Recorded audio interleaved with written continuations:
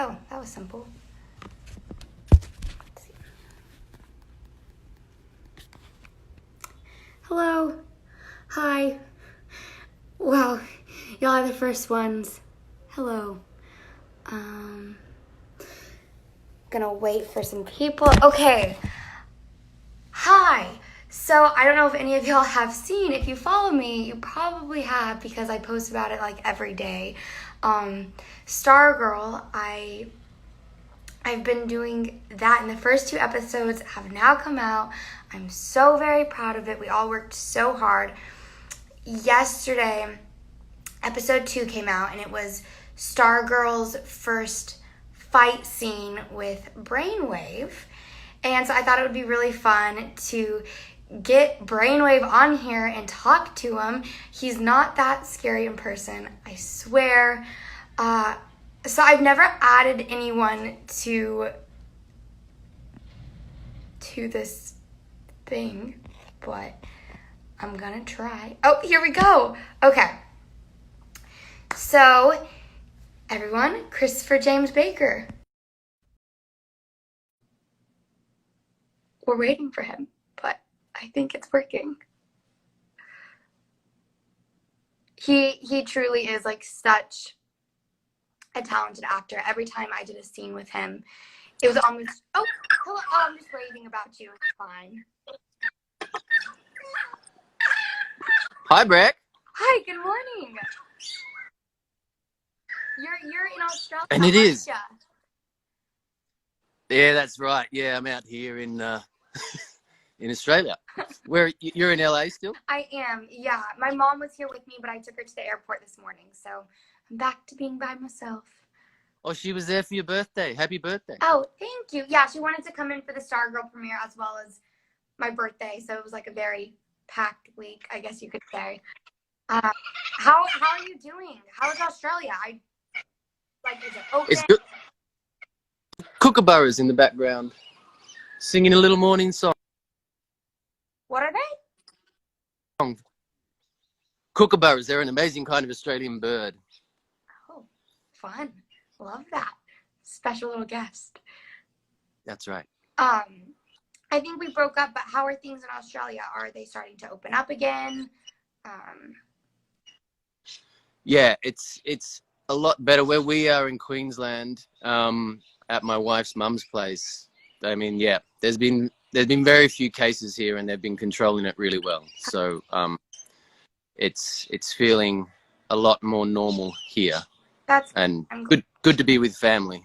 Things were a bit. I was living in New York, and things got really, proper crazy there. So it feels like we made the right call to do the best thing for everyone and get out. So New York didn't have to worry about us too. Proper crazy. I like that. So how are you watching Star? Because you told me that you watched it like the night before. How are you watching it there? Because I don't know how it's airing. Well, I'm very crafty, and I have my DC subscription, and I don't think what I'm doing is illegal, but I am a supervillain. So, and then I have a VPN, so I trick my computer into thinking that I'm in New York, and then watch it on my DC subscription. I mean, you probably made the account in New York, so it's probably fine. But once you are a villain, so if it all works. Yeah, it's like I like to do things like the way normal people would do it, but then just put in something that's just a bit tricksy about it. Yeah. Cool. The show, I saw you were Lego, which was pretty cool. Oh, we might have broken up. We did for a second there. That's one thing about Australia's wonderful. The internet is terrible. Yeah, that's probably good though, to like get away from it. Although I find that when I'm in New York City, my service is always horrible as well because I feel like so many people are on their phones. But maybe that's just me. No, I asked if your kids are enjoying the show. Oh my gosh. James, it's a bit too much for him at the moment. James is my boy, he's 4. Matilda's just obsessed with it. Brainwave. And whenever someone comes on, she's like, I know her, I know him. And in the first episode where they were in your when you went into your bedroom, Matilda goes, that's not a real bedroom. I've been in there. It's not a real house. It's just like flat on one side. I love that. I know. I remember the first time walking on a set and seeing that there was just like a wall missing and being so confused. Yeah. It's like, wait, this isn't real. I was super happy with episode 2. I think our fight scene was absolutely epic. I have to ask, because I'm just gonna get straight into the episode.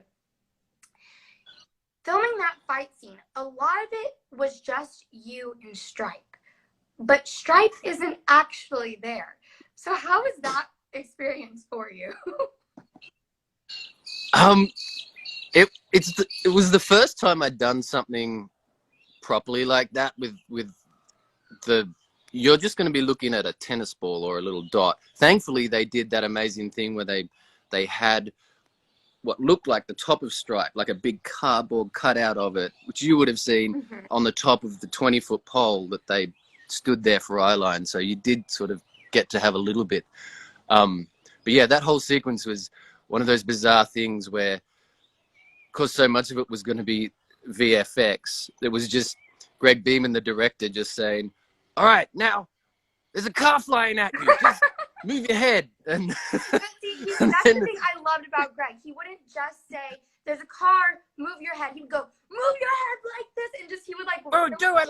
So expressive, which I feel like was so helpful with like not actually having things there. Yeah. So it was pretty bizarre, but also just really fun. I don't know. It felt like doing a it's like a theater show or something where it's got, okay, I can imagine that. I'm just going to pretend that this is happening now. And it was, I think the biggest joy I got was retrospectively watching the episode and going, oh my God, that's what that looked like. Like on the day, it was so cool because they were, like, so much of it was practical too. They were moving, like the cars and the bus stuff was like, that was all real. They were like sliding things around and, blowing things up and seeing like the cars move and the walking and then all the effects on top of things flying through. And that was so cool. But it got really, I was thinking too, because I thought that scene was epic. And I was thinking about it yesterday, that, and remembering that night, I think was, for you, that was the first time when you came in and did like rode in and did your I'm Stargirl, which was so fantastic, and I think you did it really brilliantly. But I remember that night, talk about pressure. There was, because that was the first time that you'd been in your super suit, like first time it worked. So it was the first time you're in the suit. That was like night 3 of the night shoots, and you had all the stunt gear on. There was a stunt team, and there was effects, and there was things, and it was just, and the big crane coming in to do the big close up, and it's like, no pressure, Brec, but just get this right as you fly in off a swing and then land and say probably the most iconic line so far in the series, I'm Stargirl. How did that feel? I mean, I remember looking across, and I think Jeff at that moment was maybe having a bit of an epiphany of sorts, like seeing his creation come to life. It must have been pretty cool and terrifying at the same time. Yeah. Well, it's so funny because it was like 2 a.m. at that point. I feel like we did like 3 split days. So we had already been filming for like 8 hours, and then we're going into our night shoot. And so we were all very tired. The crew was tired. And then putting the suit on, though, I just got this like rejuvenation of energy and confidence. It was like one of the first times I truly felt like Stargirl, I would say.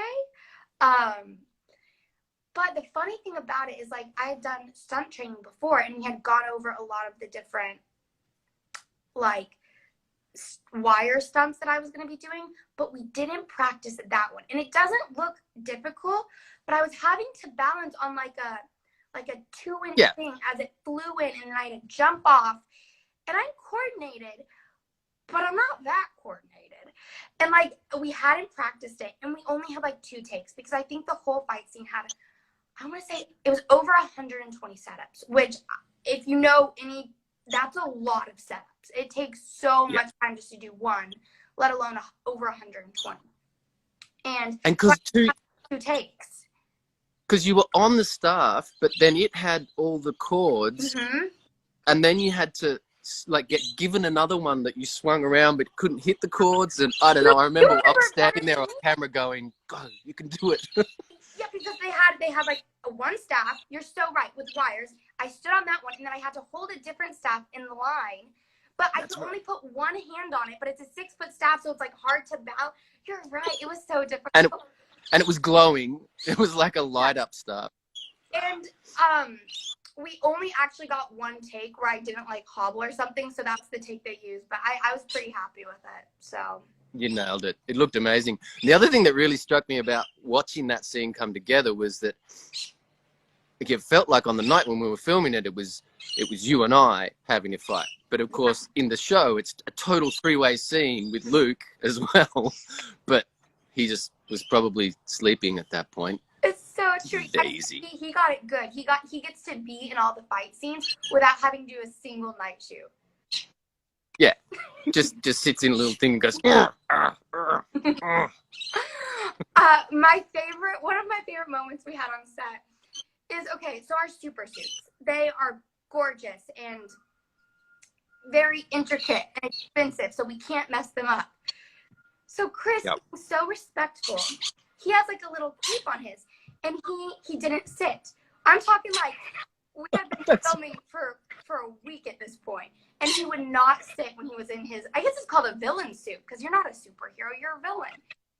Well, no, I'm a super villain, so you can still call it a super suit. Okay, thank you for clarifying. Didn't know that. He would not sit in his super suit because he didn't want to bend the cape. And I was like, as I was looking at the director's chair, I was like, Chris, why don't you just put your cape through the hole in the back? And he was like, oh, you're right. I remember that's when I went, okay, I think we can get along. You've just solved my standing up problem. Yeah, gosh, the super suits. Do you know I nicknamed my suit Darkness? Darkness? Yeah. I didn't. So every day when I got to go in and get, and like we'd be there hanging up, and I got to say, hello, Darkness, my old friend. Oh. Did you have a name for your suit? No, I didn't, but now I feel like mine's like a Susie or something. Hey, Susie. I don't know. I'm not, don't quote me on that. I'm going to come up with a better one, but yours makes sense. I'll have to come up with something. Susie. It's Super Susie. Hi. Stargirl Super Susie. You could run a competition and see who comes up with the best name. Oh, I love that. Okay, guys, right now, if you're watching this, comment what I should name my super suit. There's people right now that could be creative for me. Get them to do the work. So another thing that's really, I find interesting to me about our scenes, or just any scene with Brainwave, is we would do 2 versions. One version where you would say the line, and another version where you would say no. So yeah, talk a little bit about that. I think it's so cool. Yeah, that was something we came up with. And Michelle, the script editor, also had the idea, and it was like, let's try one where you just don't say any of the lines. And remember, it was really weird because they'd get one of the ADs to read the lines, and I just sort of stood there and just looked at you, and then they had someone reading the lines, and it was really weird. And then we'd always choose one line that I would actually, and I remember that it kind of freaked us both out when when I'd start talking at the end of them. But I think because we did them with the lines properly and got the rhythm of the scene, it totally worked when I wasn't sort of talking. And then I had fun in ADR later on, sure. kind of doing a couple of versions of what does it sound like if someone's inside your head. That was fun. I think I loved the scene in the hallway though. That coming off the end of that big long cat and mouse one shot, that another one of Beeman's strokes of genius.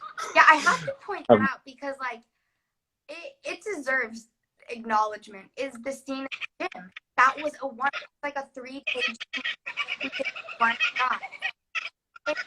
It was so, I had never done a wonder that long, so it was definitely the first for me. And I remember, like, after we would finish, I'd go run over there to like Video Village and play it back. And yeah, and it was so cool because there was pretty much like a lot of the cast were there, all of the families and all of the teenagers. I was going to say kids, not I don't know. I call it the kids, even though like we're all adults, but we look like kids. It's fine. All right, good. So the kids and the old people, that was me, and just like, and everyone had a little part to play in that thing, and it was just like, all right, don't mess it up, or we're gonna have to reset and go back. But it just works so well, and it just adds tension to it when there's that unbreaking. You kind of don't really notice it, but you can feel that there's like pressure happening. And then for Luke to be so funny in that scene, we're kind of talking to Mrs. Zarek.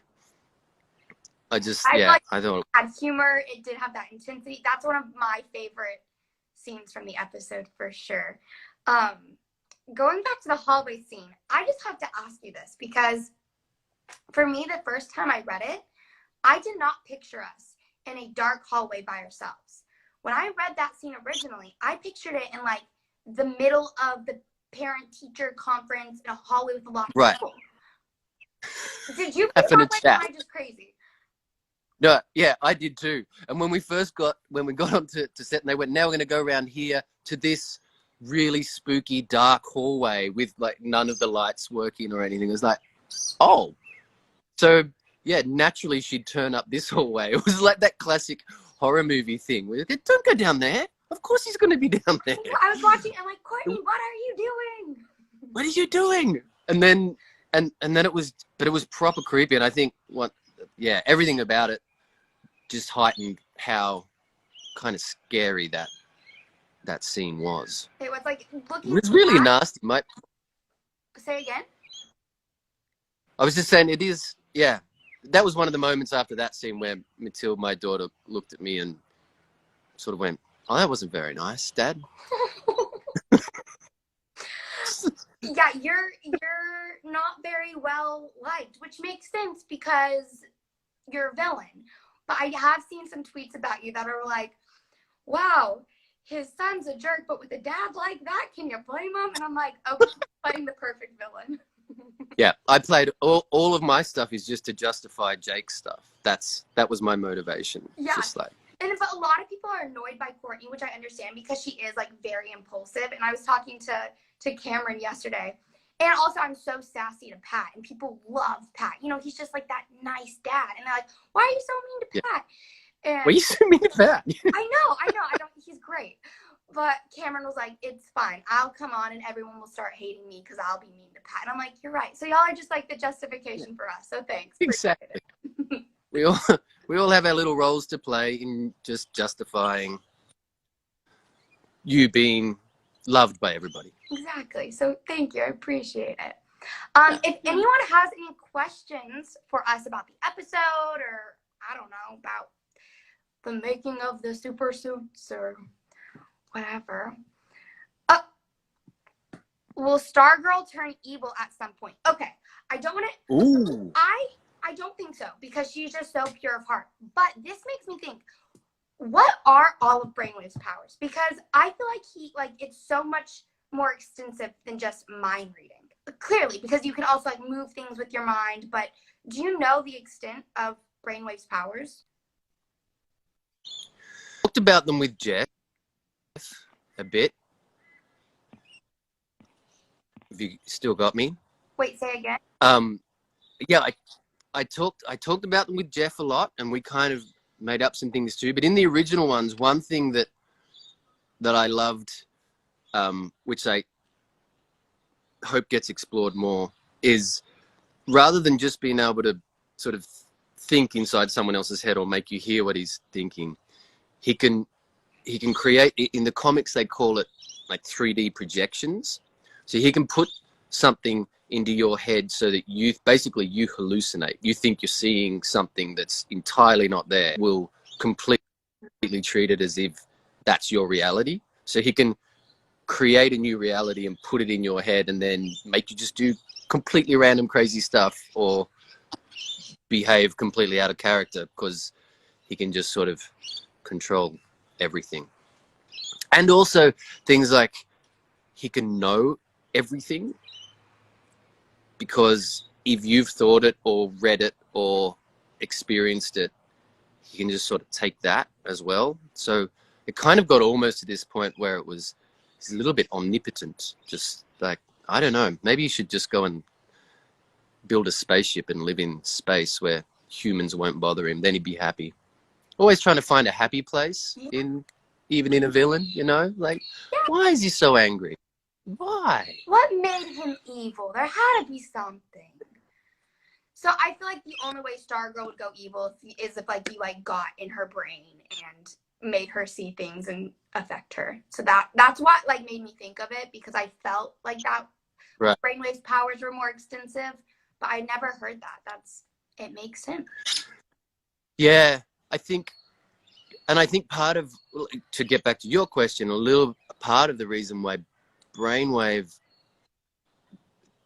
turned evil or followed a more evil path is because he could start to hear people's thoughts and realize that the majority of people are not thinking lovely, pure Stargirl type thoughts. That a lot of them are angry and mad and greedy, and he just sort of became like a misanthrope and just kind of hates people because people are all at heart not good, became his opinion. So I think that's why Howie kind of ended up that way, which I think it would be a hard job to get Stargirl to get that bitterness, because she's awesome. I think like love's her superpower.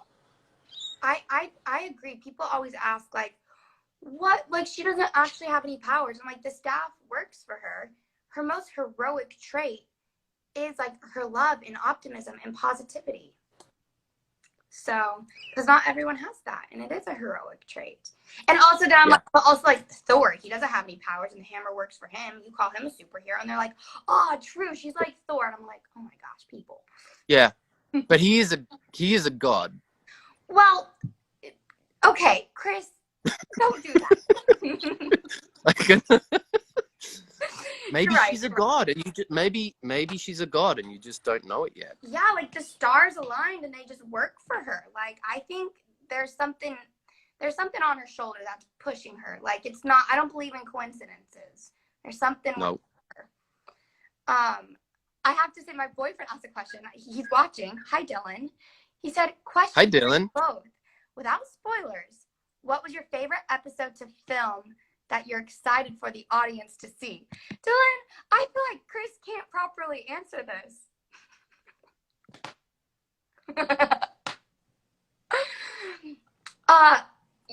I enjoyed 2.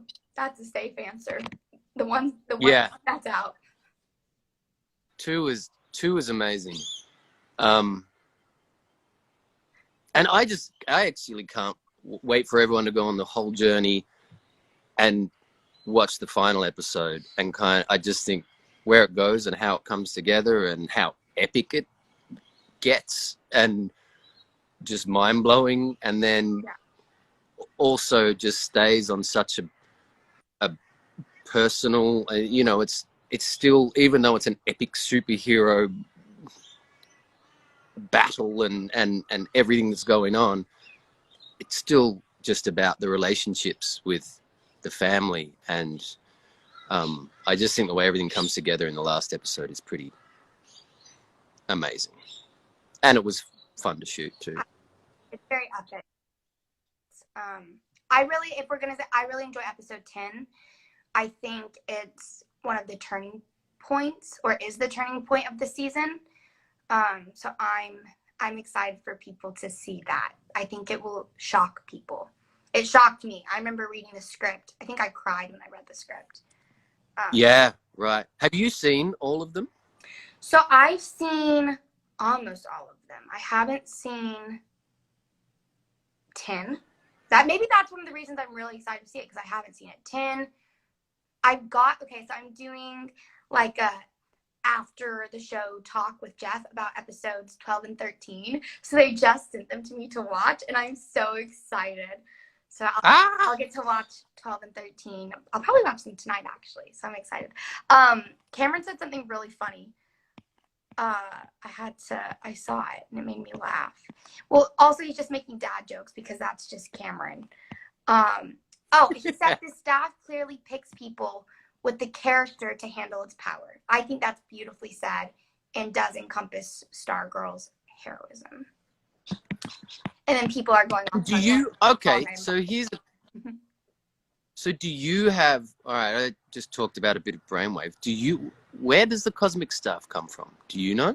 Yes. So what is it? This guy named Ted Knight, he created it. And don't quote me on this, but if I understand everything correctly, he was actually the original holder of the cosmic staff. And then it got passed down to the Star Spangled Kid, who became Starman. And then I continue that legacy. So I know, I hope one day, like, we get to dive into the story of Ted Knight, because I think he's created a lot of the, like, cosmic, you know what I'm saying? Cosmic artifacts, or he makes cool superhero gear. Yeah, he's like he's the Edna from Incredibles of Stargirl, or of the DC universe, is how I darling. compare it. You know this stuff is working for you, you know. No cape. Which is so funny, because as we learned with you, capes are not the most functional. You couldn't sit. Angelica fell over her cape. No capes. No capes. No capes. He's like Q. He's like James Bond's Q. Yeah. I don't get that reference. I don't get a lot of reference. I know. It's a problem. I started watching the Star Wars movies over quarantine because I'd never seen those. So I'm trying to, like, watch it. That's okay. Did you start like with the original first 3, or did you kind of go back and just do it from the Phantom Menace? I'm watching them in the order they were released. So I started with, what is it, episode 4? Yeah, because it goes 4, 5, 6, 1, 2, 3. It's so confusing to me. But yeah, I really enjoyed 4. I've watched 5. Everyone tells me I just need to get through 6 because they say 1 is just so good. So hopefully I'll get through it before the end of quarantine. Okay. Wow. And it's... Sorry, you were saying? No, go for it. No, this just made me laugh. Christopher Baker, how are you similar and different from your character's personality in real life? How are you like Brainwave? I like forcing people to do my bidding. How am I like Brainwave? Well, I'm not a lot like him, which is why it was so fun to do. But I think, like, with any character, you do have to try and find something that you can find truth in, or a similarity. And I think he loves his son, and this whole kind of thing is propagated because someone messes with his son, and he's like, nope, I'm putting on my super suit and I'm gonna cause some trouble because you messed with my son. So, and I have a son, and if anybody tried to blow him up with the cosmic staff, I'd get pretty cranky, I think. Yeah, understandably. James, but I think so that's cute. about... Yeah, you met James. My mom said whenever Strike... Say that again? My mom said that you're intelligent like Brainwave. Oh, thank you. Okay, I want to talk about one more thing before we go, unless there's something you want to talk about. but Icicle's entrance at the end of the episode. How cool was that? Oh my gosh, the song.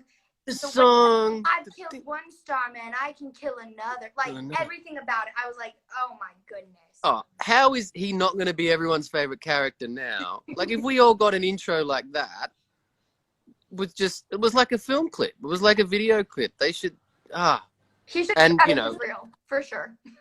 and it's Neil, so it was super cool. And yeah, I mean, I'm excited. I'm glad Brainwave's in a coma, because now I can just watch the next couple of episodes and you can do your great coma acting where you just lay in a bed and move my eyes too much. Yeah. It's true. Wait, this is so funny. So clearly he's in a coma. You can tell the story because I wasn't there, but it's hilarious to me. I was so at the end of episode 2, Brainwave's in a coma, and so this isn't a spoiler at all, but in episode 3, he's still in a coma, and there's some scenes that take place in the hospital room, and so I had a couple of really easy days where I just had to turn up and lie down in a bed and just be in a coma, and Jake and Yvette were just having, and Neil having to do some good big acting chunky scenes, and I felt like I was maybe just letting the team down a little bit. So I remember thinking, what can I do acting wise to really help this along? And I want to let everyone know that even though I'm in a coma, I'm still awake, or dreaming. I'm still active. He's still there. So I started doing this quite intense, like REM. I don't know whether that's showing, but I was flicking my eyes backwards and forwards under there, thinking that's really cool. No one will notice it, but maybe that'll be good. And then after one take, the director Mark came up and he's like, "Oh, Chris," and he didn't give any notes to the people that were actually acting in the scene. Just came over and went, "Oh, Chris, I like what you're doing with the whole eye movement thing, but it's reading quite big on camera. So if what you're doing is a 9, maybe bring it down to like a 1." I went, "Oh, okay." He walked away, and I turned to Jake and I went, "Jake, did he just give me an overacting note for my coma acting?" Jake's like, "Yeah, I think he did. I think he did." So yeah. There you go. Brainwave for you guys. Brainwave. Brainwave. Brainwave. You're overacting when your coma acting's too big. Yeah. To Chris. I was trying. Yeah. I think you were just like making sure they had to put you back in. You're like, I know I need to make them think I'm awake, so they have to write me back in. I think you were just putting in. Yeah, I was gonna do occasional, just like keep yourself in it. Well, thank you so much. I enjoyed this. I'm really excited for episode 3, even though you will be in a coma. I cannot wait. It's going to be awesome. Tell the family I said hi and stay safe. All right. You too. Lots of love. Bye, everyone. Bye. Thanks. Thank you, everyone, for watching. Oh, we'll do like the promo. Watch Stargirl Tuesdays at 8/7 Central or on the DC Universe app every Monday. What she said. Bye. We're like the Brady Bunch. I could go, bye.